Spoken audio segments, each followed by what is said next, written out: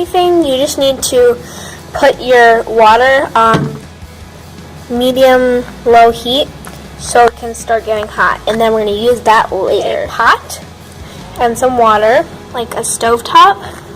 Your soap, I'm using Soap Expressions Goat's Milk Soap, and it's really nourishing. And a glass jar, a container to put your soap in, lime green or light green and teal soap coloring, a ridged knife, or just a regular one, Mountain Jasmine fragrance, and then some little knives and a cutting board. And then let's just start.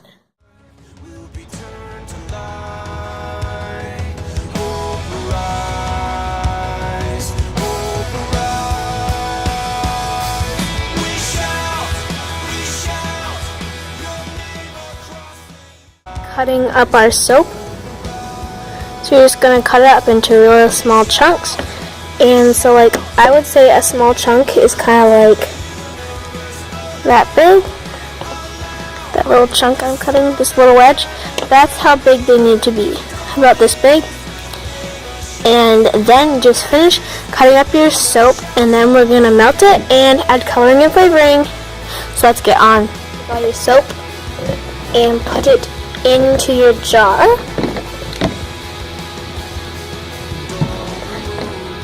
And once that's done, you're gonna put that all into your pot.